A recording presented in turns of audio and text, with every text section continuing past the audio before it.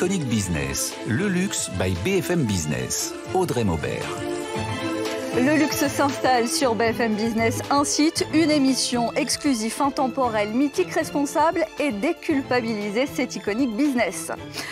Une adresse iconique, emblématique où se croisent touristes et parisiens, où se mêlent griffes installées et créateurs tout juste arrivés, la Samaritaine, le grand magasin, promesse de l'art de vivre à la française. Éléonore de Boisson, présidente Europe et Moyen-Orient de DFS, nous en livre les secrets. C'est à la Samaritaine d'ailleurs qu'ADC, au-delà du cuir, célèbre ses 10 ans. Ce sera l'iconique capsule. Couturier, décorateur, vous l'avez déjà découvert dans Iconic Business. Son quotidien, c'est la mise en scène. Il est cette semaine sur ce plateau dans Les Désirables, rencontre avec Alexis Mabille. Enfin, Eva Jaco vous emmènera chez Fragonard, reportage dans un flagship parisien, nouvelle version. C'est Iconic Business, bienvenue. Avec nous sur ce plateau cette semaine, Éléonore de Boisson, présidente Europe et Moyen-Orient de DFS. Bonjour. Bonjour Audrey. Un rappel, DFS, c'est la filiale de LVMH. Ça concerne la vente de produits de luxe aux voyageurs. Vous avez accompagné cette renaissance de la Samaritaine, grand magasin qui résonne vraiment dans l'imaginaire, 1870. Et réouverture l'événement en 2021. On a un peu de recul. Est-ce qu'on peut dire que c'est un pari gagné ? C'est un pari gagné. Et non seulement en termes de succès, mais aussi de promesses commerciales, étant donné que nous avons de très bons résultats en termes de chiffre d'affaires. Déjà, de très bons résultats, ça veut dire que on est toujours très discret sur l'univers, mais est-ce que la rentabilité d'exploitation, elle est déjà là, donc en 2023 ? Ça prendra un petit peu de temps, si vous voulez. Mais en termes de chiffre d'affaires, si vous voulez, en niveau d'activité, nous sommes au-delà de nos prévisions. Au-delà de vos prévisions, qu'est-ce que vous projetiez déjà sur le papier ? Je ne peux pas vous dire, évidemment, on reste de chiffre d'affaires. Mais en tout cas, si vous voulez, nous avons vraiment profité du retour des touristes en 2022 de façon assez extraordinaire. Beaucoup d'Américains, des Moyen-Orientaux, des Européens. Là, depuis, évidemment, le début de l'année, le tourisme asiatique qui revient.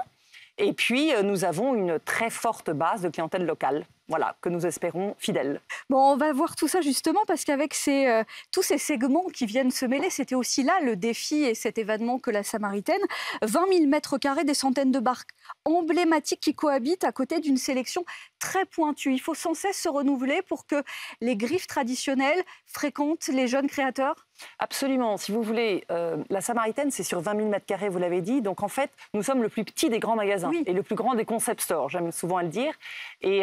Et donc, nous avons dû faire une sélection de petites marques, justement, de créateurs du moment, de petites niches, de marques niches, françaises pour la plupart, qui cohabitent avec les marques internationales. Et ça fait une espèce de, si vous voulez, de mix and match qui est très intéressant. Et chaque visiteur, non seulement pourra, en effet, aller dans une marque de luxe internationale, mais pourra découvrir ces petites marques voilà, très, très amusantes et qu'on renouvelle de façon assez régulière. Bien Donc il a fallu penser différemment les ambiances, l'expérience et la scénographie du magasin ? Oui, alors si vous voulez, la Samaritaine, on veut que ça soit une balade. En fait, c'est la balade parisienne qui continue à l'intérieur du magasin, avec le magasin est baigné de lumière et il y a sans arrêt des petites surprises. Donc si vous voulez, dans un magasin où il y a, voilà, dans l'étage où il y a les prêt-à-porter, par exemple, ou les souliers, eh bien, on pourra se faire personnaliser une bouteille de champagne, ou bien nous aurons des bougies, et puis ensuite, il y aura un petit restaurant où on pourra prendre un café, ou bien prendre un déjeuner. Et donc, si vous voulez, on a essayé de faire une promenade parisienne avec plein de petites surprises et de découvertes et d'animations aussi, et puis des artistes aussi qui sont là. Donc c'est vraiment ce mélange, si vous voulez, qui fait de la Samaritaine une expérience unique. C'est ça qui fait la particularité de cette adresse parisienne. Avec DFS, vous avez le recul aussi d'autres adresses, d'autres lieux dans le monde. Et là, il fallait une expérience propre à Paris. Absolument. Si vous voulez, nous, d'abord, c'était très important que les Parisiens se réapproprient la Samaritaine. Oui. Vous l'avez parlé, vous l'avez dit, c'est vraiment un imaginaire, c'est très important dans le cœur des Français. Et donc, c'était très important. Donc ça, c'était un des points focaux, si vous voulez, quand on a repensé la Samaritaine. Et c'était très important aussi que chacun des touristes, en venant à Paris, ils se disent, voilà, il faut qu'on aille visiter la Samaritaine. Et donc, en effet, pour cela, il fallait qu'on ait un positionnement différenciant, il fallait qu'on ait une très forte si vous voulez, prise de parole. Et ça, c'est l'art de vivre à la française. Nous sommes une vraie expérience authentiquement française que chacun des touristes, évidemment, viendra découvrir et que chacun des Parisiens et des locaux viendront découvrir et redécouvrir, puisque la Samaritaine est en perpétuel mouvement et tout le temps en changement. Avec une vraie identité donc, est-ce que le contexte social, les mobilisations, les manifestations, c'est pas facile d'être en plein cœur de Paris, est-ce que ça n'a pas freiné justement cette bonne dynamique que vous avez retrouvée en 2022, qu'il s'agisse des Parisiens ou des touristes? Alors, je dirais non, à part évidemment quelques journées un peu exceptionnelles où il a fallu faire attention. Mais sinon, dans son ensemble, non. La dynamique est là et il s'agit de capter justement la clientèle lors de cette balade. Ça veut dire une offre importante et pointue aussi en termes de restauration. Et la beauté, il y a une incroyable offre beauté à la Samaritaine. Absolument. Alors l'espace beauté est le plus grand d'Europe. Donc on a 3400 mètres carrés, on a plus de 200 marques, on a un espace de beauté responsable, beauté pure, qu'on a appelé. Nous avons un spa, nous avons un studio de beauté, nous avons vraiment énormément une offre de services très importante et plein, encore une fois, de petites marques qui côtoient les marques internationales. Nous avons des marques exclusives aussi, SK2, Fragonard, d'ailleurs, vous en parliez tout à l'heure. En grand magasin, ils ne sont qu'à la Samaritaine. Enfin voilà, donc c'est une... Vous m'avez offert la transition avec Fragonard qui fait évoluer d'ailleurs son flagship parisien. Quand on parle d'ambiance et de supplément d'âme et de cette balade, reportage avec Eva Jaco. Nous sommes dans la nouvelle boutique Fragonard qui s'étend sur 300 mètres carrés. Alors même si le parfum représente 90% du chiffre d'affaires de la maison, cette dernière s'est réinventée. On trouve ici différents univers. Jean Huège, vous êtes le directeur artistique de la maison. C'est vous qui êtes arrivé il y a 25 ans pour créer la section Art de Vivre. Oui, absolument. Il y a eu une affaire un peu de hasard, de début, j'aime à dire, par la petite porte. Puisqu'à l'ouverture du musée du costume, il y a 25 ans, à Grasse, on m'avait demandé de créer des produits dérivés et très rapidement de développer des lignes parallèles à la parfumerie et complémentaires. Alors ici, on retrouve l'univers de la maison, de la mode, de la cosmétique. Et à chaque saison, vous célébrez un nouveau pays, une nouvelle région. Là, cette année, qu'est-ce que c'est ? Alors, c'est la Sicile. C'était une île très inspirante, tellement inspirante que je vous invite à me suivre. Je vais vous montrer tous les trésors que nous avons pu développer grâce aux images qu'on a rapportées. Alors ici, à l'étage, on retrouve tout l'univers de la Sicile et vous avez même créé un nouveau parfum pour l'occasion. Oui, absolument, c'était important pour nous. On a créé une nouvelle eau de toilette qui s'appelle Belle Orangée, qui est un hommage évidemment aux merveilleuses agrumes siciliens. Et pour la maison, un diffuseur Rêve de Sicile, qui, comme son nom l'indique, va vous transporter dans ce pays merveilleux et qui est à base d'agrumes, de citron spécialement. Et puis, juste à côté du parfum, on retrouve un élément significatif de l'architecture de Sicile. Absolument, ce sont les têtes de mort. Et nous avons fait travailler un artisan à Palerme. Et donc, ça fait de magnifiques cache-pots. Et c'est tellement typique qu'on va retrouver ça également sur les assiettes qui sont sur la table. Lesquelles assiettes sont posées sur une table dont la nappe est composée de carrelage. Et puis ce thème de la Sicile est également décliné sur vos iconiques. Absolument. Alors, puisque vous parlez d'iconiques, on va citer nos thés d'oreiller. Vous pouvez les voir au-dessus de nos têtes. Ces fameuses têtes de mort siciliens. Merci beaucoup Jean Huège. Je rappelle que vous êtes directeur artistique de la maison. Et puis à partir du 10 juin, vous pourrez retrouver 3 expositions dans le musée de Fragonard à Grasse. La Samaritaine, c'est la beauté, c'est aussi un lieu d'art et de culture. Déjà, il y a le cadre, l'héritage, l'écrin qui a été conservé, largement rénové pour s'y balader, pour justement regarder tout ce qui se passe. Mais c'est aussi un lieu d'événements, d'exposition, entre autres. Absolument. Alors, vous parlez du cadre. Enfin, le bâtiment est absolument incroyable, mêlant une architecture d'art nouveau avec l'architecte Jourdain, d'art déco avec Sauvage, et aussi une architecture contemporaine avec, sur la rue de Rivoli, le bâtiment fait par les architectes Sana. Et en effet, on y découvre des expositions que l'on a de façon régulière. Alors, ça peut être à la Factory, côté Rivoli. On a des jeunes artistes, donc sur les murs, sur le sol, etc.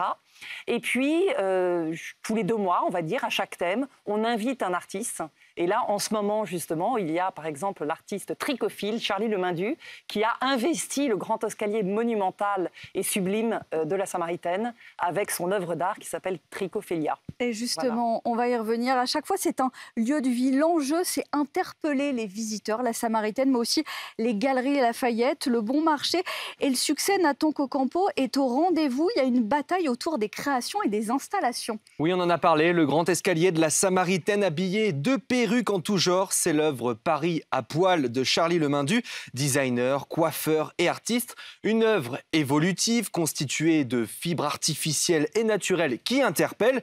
On se souvient aussi des colosses sur le boulevard Haussmann, 11 sculptures monumentales d'animaux devant les galeries Lafayette et le Printemps, réalisées par Michel Bassompierre pour sensibiliser les passants à la fragilité du monde qui nous entoure, ou encore la dernière exposition Comme un poisson dans l'eau au Bon Marché, expérience immersive sous la forme d'un aquarium virtuel avec en prime yoga, cours de sport et initiation à la méditation. Bon, c'est peut-être pas particulier à Paris, mais dans tous les cas, pour les grands magasins et l'art, c'est une histoire plutôt ancienne. Oui, l'art fait vraiment partie de l'ADN de ces lieux. Dès le début de la Samaritaine, fin 19e, le bâtiment accueille œuvres et objets d'art de la collection du couple Ernest Cognac et Marie-Louise G.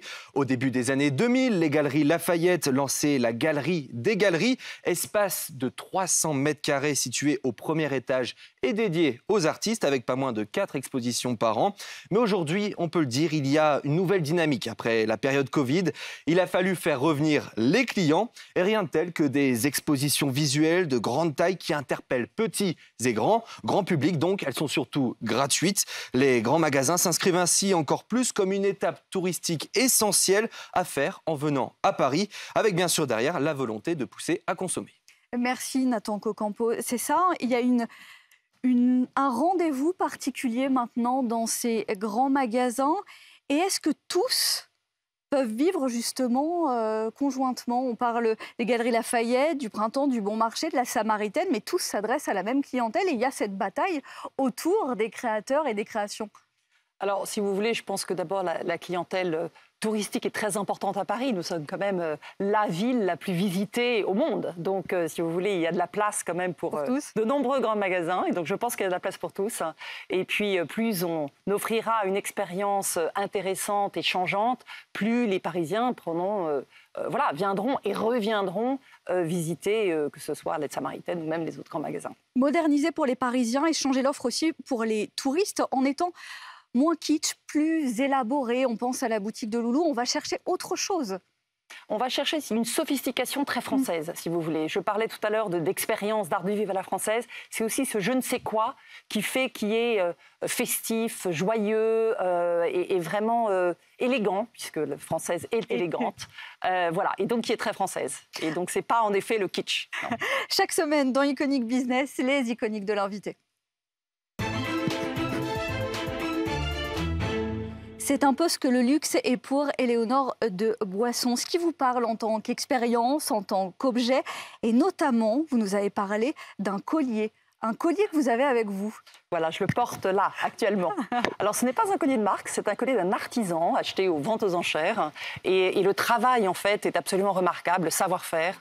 Et c'est un collier ancien, évidemment. Et donc, j'y suis très attachée. Et souvent, quand on parle de luxe, on parle évidemment, et surtout de luxe à la française, on parle évidemment de savoir-faire et de gestes qui se sont perpétués. Dans votre classement, on retrouve votre vélo. J'imagine que ce n'est pas n'importe lequel.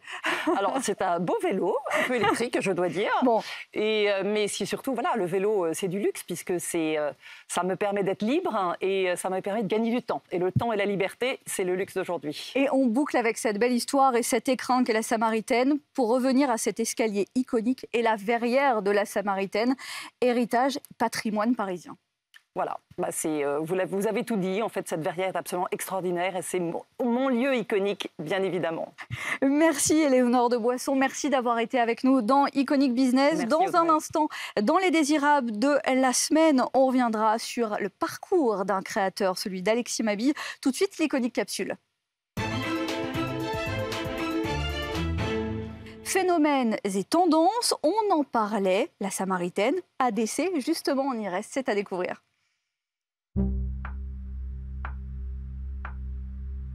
Une exposition orchestrée par le parrain, Olivier Saillard, qui s'intitule « Le théâtre des accessoires ».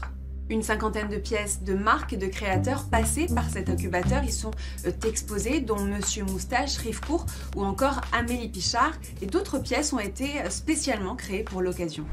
Par exemple, cette œuvre de la marque RSVP est une pièce unique qui a été, on va dire, fabriquée spécialement pour l'exposition avec un poème de l'artiste qui est avant tout Olivier Saillard. On retrouve des histoires autour de cuir prestigieux, centenaires, dans une scénographie épurée et monochromatique qui rappelle le théâtre à la Shadog. Olivier a voulu évoquer bien entendu le côté fait à la main, puisque dans un accessoire aujourd'hui, tout est pratiquement fait à la main. Les savoir-faire sont ancestraux. Ceci est évoqué par la présence de tréteaux et aussi par la présence de cuir que nous offre Adapta. En 10 ans, plus de 6 millions d'euros ont été accordés aux marques et concepts commerciaux. 92 jeunes marques, solutions et entrepreneurs ont bénéficié de l'accompagnement de la structure depuis sa création, dont 76 sont toujours en activité. Les désirables de la semaine, tout ce qui nous a fait envie, séduit et intrigué ces derniers jours. Il aurait pu être iconique, désirable, on pourrait le mettre dans toutes les cases tellement le parcours est impressionnant. Avec nous, Alexis Mabille, bonjour. Bonjour. Et Nathan Cocampo, votre sélection cette semaine, on reste dans l'univers des grands magasins avec les Galeries Lafayette et direction la Chine. Oui, le groupe va ouvrir 10 nouveaux magasins d'ici à 2025, 10 ans après sa première implantation dans le pays. Les Galeries Lafayette disposent déjà d'un grand magasin à Pékin et un autre à Shanghai, chacun faisant plus de 25 000 mètres carrés. Nouvelle édition pour Chanel de l'événement Jardin Jardin, avec une star, la fleur d'oranger. Du 1er au 4 juin, au Jardin des Tuileries, la maison de luxe va y présenter son jardin de 200 mètres carrés méditerranéen. Un jardin éphémère, avec donc en avant la fleur d'oranger, une fleur indispensable à plusieurs de ses parfums, comme Paris Riviera ou encore numéro 5. Bon, vous adorez dénicher les adresses gastronomiques, et là, vous avez retrouvé le plus petit restaurant du monde et il est en Italie. Oui, on ne peut pas faire plus petit. Ce restaurant n'a qu'une seule table dans une villa du 19e siècle mêlant buste d'empereur, fauteuil en cuir et ambiance tamisée. À quelques kilomètres de Rome, Solo Perdué est une adresse triplement étoilée avec un menu dégustation à 500 €. Pensé une semaine à l'avance pour satisfaire au mieux les goûts des convives. Des dîners qui durent souvent plus de 3 heures. Bon, ça s'appelle le comble du luxe, hein, en fait. C'est un privilège. Tout à fait. Alors pour finir, une marque de luxe dans l'air du temps, ou plutôt avant-gardiste, où Shabba, c'est son nom, récupère des appareils et composants électroniques et les transforme en bijoux originaux. Le mélange d'or, de pierres précieuses et de puces est étonnant. L'enseigne britannique propose colliers, bracelets, bagues du coup uniques, allant de 500 € à plus de 16 000 € pour les plus belles pièces. Et merci pour ces trouvailles et cette sélection, Nathan Cocampo. On est donc avec Alexis Mabille, créateur, couturier, designer, décorateur, j'en passe et des meilleurs. Je vous promets, je ne vous parle pas du nœud papillon aujourd'hui, mais du parcours sans faute. En fait, je ne sais pas trop ce que ça veut dire. On dit de vous que vous avez un parcours sans faute, mais qu'est-ce que ça veut dire? C'est d'avoir travaillé auprès chez Dior, chez Saint-Laurent. Qu'est-ce que ça incarne, ce parcours sans faute? Voilà, c'est parcours sans faute, je ne sais pas. Il faut toujours des fautes pour que le parcours se fasse. Justement pour que mais ça... non, c'est vrai que j'ai eu la chance finalement depuis tout petit déjà d'avoir une passion, d'avoir été dans une famille où on m'a laissé actionner cette passion aussi, c'est-à-dire sans faire peur à tout le monde. Parce que je viens d'une famille où il y a eu pas mal d'artistes, d'architectes dans le passé et de musiciens. Vous baignez déjà dans cet univers? Je ne baignais pas dedans, mais il y avait une sensibilité à ça. Une fibre artistique. Et je pense que mes parents se sont dit, ça intriguait tout le monde, que je dessine des vêtements, que je fasse de la couture et que je sois un peu touche à tout. Donc on m'a laissé y aller et on m'a même poussé. Et je crois que ça a aidé à ce que la suite se passe bien. Et c'est vrai que la réalité, après, j'ai fait mes études assez classiques, des études économiques. En même temps, je faisais de la couture, je commençais à faire un peu mon petit business. Après, j'ai fait la chambre syndicale de la couture à Paris. Et très vite, en fait, je suis rentré en stage dans des grandes maisons. Je suis resté dans une des maisons qui était Dior à l'époque. Et j'ai travaillé pendant presque 10 ans avec Galliano et avec Eddie Slimane là-bas, ce qui m'a amené à plein d'autres expériences qui ont suivi. Et j'ai monté ma marque. En fait, je suis parti du groupe LVMH pour monter ma propre marque en 2005. On a l'impression que c'est facile à vous écouter. Donc tout ça s'est fait de manière logiquement. très fluide. Et c'est une chance, parce que finalement, tout le monde... bon, OK, alors il y a la passion, il y a la manière dont on arrive à l'interpréter. Mais parfois, il y a les bonnes étoiles et j'ai eu une bonne étoile. Et la bonne étoile, c'est faire partie du cercle très fermé à présent de la haute couture. Oui, alors c'est venu en deuxième temps. En fait, la couture est venue à moi. Quand j'ai commencé, je faisais du prêt-à-porter et du prêt-à-porter mixte, ce qui pour l'époque était un petit peu, pas avant-gardiste parce que le mot est un peu fort, mais différent de l'ère du temps. Hors des codes, du cadre qui existait. Exactement. Tout le monde a un peu ri à l'époque, on a intrigué, ce qui a aussi participé au développement de plein de bonnes choses. Et finalement, on a lancé des collections. Et puis certaines clientes sont venues nous voir parce qu'on présentait pendant les périodes de calendrier de couture. Parce qu'à l'époque, il n'y avait pas de jeunes marques. On était un peu les premières jeunes marques. Et le président de la fédération m'a dit, vous allez être noyés. Donc plutôt que de vous noyer dans toutes ces grosses maisons pendant les semaines du prêt-à-porter, ça m'amuserait de voir ce que vous donnez dans l'expérience de la couture. Pas de faire de la vraie haute couture, mais s'extirper pour exister vraiment. D'exister au milieu finalement d'une semaine qui était un peu petite, où il n'y avait pas beaucoup d'événements à l'époque. Et on a eu la chance finalement de se dire, allez, on y va, d'avoir M. Grimbach qui nous a poussé là-dedans, et finalement d'avoir des clients de couture qui sont venus, et nous, on ne faisait pas de la couture. Donc au fur et à mesure, on s'est dit, mais pourquoi? Parce que finalement, si ces femmes viennent à nous, il faut qu'il y ait du répondant. Et je suis rentré dans ce jeu-là. Après, j'avais la culture de la haute couture de par mon origine lyonnaise, parce que les manufactures de tissus, les grandes maisons de tissus sont là-bas. Après, j'ai travaillé longtemps chez LVMH, donc forcément, je travaillais à Galliano sur la couture. Donc, je connaissais ça, mais ce n'était pas forcément l'idée de base. Et parfois, les choses viennent à vous parce que vous êtes fait pour. Il y a des opportunités qui se présentent. Designer, c'est concevoir, c'est quoi? C'est aussi, quand vous parlez de haute couture, c'est susciter l'émotion avec l'idée de créer son univers, une éternelle mise en scène. C'est quoi la patte Alexis Mabille aujourd'hui? Alors, c'est toujours difficile de le dire par soi-même, mais je pense que c'est une idée de frivolité et en même temps de rigueur et de culture, de mode, de design, d'art décoratif, de tout ce que je mange à droite à gauche. Et finalement, de créer mon propre monde de manière un peu égoïste au départ, mais qui est fait pour être offert à beaucoup de typologies de personnalités. Alors pour la mode, un public de femmes très différentes les unes des autres, mais que j'aime mettre en avant avec de l'élégance. Et quand je dis frivolité, c'est frivolité parce qu'il y a, le côté un peu espiègle, coquin, mais en même temps avec une grande sobriété. Et finalement, on peut être extrêmement attirant et sexy avec quelque chose de très fermé, par exemple. L'histoire des paradoxes et de la dualité. Oui, puis j'aime bien finalement aller à contre-courant peut-être de certains mouvements de mode. Au bout d'un certain nombre d'années, j'ai une vision des choses qui est la mienne. Et finalement, quand j'habille une femme, j'ai envie qu'elle soit belle, élégante, et finalement la mettre en beauté comme un maquillage, plutôt que de la décorer. Voilà. C'est une belle conclusion.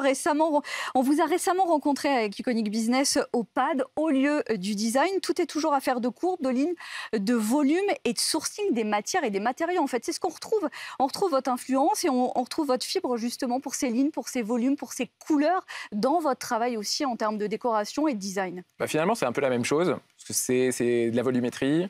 Avoir une idée, comment la mettre en avant, comment la réaliser grâce à des artisans qui sont les meilleurs artisans, se faire plaisir avec des mix de couleurs, de matières qui viennent finalement interagir les unes avec les autres. Et le design, c'est quelque chose que j'ai toujours voulu faire de toute manière. La déco, le design, l'architecture d'intérieur, que je faisais en passe-temps pendant plusieurs années. Avant de l'assumer vraiment. Et qui depuis 5 ans est devenu vraiment plus qu'un passe-temps, oui, on va dire. Il y a un label aussi qui fait qu'on se dit qu'on appose un nom où ça fonctionne. Maintenant, il y a une agence, on fait des restaurants, des hôtels, des appartements particuliers. Et finalement, le design était intéressant, parce que c'est des pièces que j'ai faites pour moi, dans un premier temps, et auprès de certains amis qui sont dans le monde des arts décoratifs et du collectible design m'ont dit, mais c'est dommage que ce soit que pour toi. De garder ça pour soi. Donc, ce serait bien de le partager. Donc, et dans quel exercice vous vous amusez le plus ? Est-ce que vous pouvez choisir ou vous n'avez pas la possibilité de choisir? On se sent plus libre dans quel exercice? Je crois que il n'y a pas plus de liberté dans l'un ou l'autre. C'est chaque domaine a ses parties, on va dire, ludiques et amusantes et ses contraintes. Et finalement, pourquoi c'est ludique? C'est parce qu'il y a de contraintes derrière aussi. Et c'est d'essayer de pousser finalement l'artisanat le plus loin possible et soi-même se pousser. Donc, je pense que pour moi, j'ai besoin des deux. C'est un lifestyle général. Quand je vais dessiner une pièce de mobilier d'art, je ne vais pas prendre un tissu de ma collection que je vais mettre dessus. C'est plus un état d'esprit d'élégance, de jolis produits, de faire des choses parfois en peu de séries, mais bien fait pour des gens, pour susciter de l'émotion. Et qu'importe l'exercice, vous avez l'impression à chaque fois de mettre correctement, le mot est impropre, mais de vous, où on met en valeur pour de la mode l'image de soi sur les autres, où vous retrouvez vraiment votre identité. Oh non, je le fais pour moi. Donc je le fais pour les autres, mais aussi pour moi. Parce que je crois que quand une chose est réussie, c'est parce qu'on est heureux de la faire. C'est-à-dire que si ça devient une routine ou une imposition qui est laborieuse, je crois que c'est l'antithèse, en tout cas, d'un résultat de passion. Une décoration, par exemple, d'un restaurant, est-ce que ça nous offre justement cette carte blanche, la possibilité d'être complètement jusque-boutiste pour créer une ambiance, vraiment, on va jusqu'au bout? Bien sûr. En fait, un restaurant, c'est un concept. C'est comme une création de marque à chaque fois. Donc, c'est comme une mise en scène de théâtre aussi. C'est-à-dire que vous avez un client qui va vous dire, voilà, j'ai cet endroit. Le cahier des charges, c'est ça. J'ai ce chef qui va faire ça, ou en tout cas cette typologie de cuisine. Et qu'est-ce que quelles seraient tes idées? Donc, c'est génial. En tout cas, les clients avec lesquels je travaille, comme j'ai commencé en faisant des projets par des personnes que je connaissais et que je le faisais pour, on va dire, pour le plaisir, du coup, on venait me chercher plus comme un conseil, finalement, au départ. Et aujourd'hui, on crée des concepts avec les groupes. Donc, pour aller plus loin dans le concept culinaire et que ce qui est dans l'assiette réponde avec le décor et que finalement, ce soit une expérience d'arriver dans un lieu. Et quand on a une expérience dans un restaurant, qu'on se sente bien ou qu'on soit renversé ou qu'il y ait une émotion particulière ou un choc visuel lié à des couleurs ou à des plantes ou à un décor spécifique, c'est là où quelque chose se passe et on a envie d'y retourner. L'émotion et l'expérience, Alexis Mabi. Merci d'avoir été avec nous dans Iconic Business. Le luxe par BFM Business, exclusif, intemporel, mythique, responsable et déculpabilisé toutes les semaines sur BFM Business, dès à présent sur le site et les réseaux. Iconic Business, le luxe by BFM Business.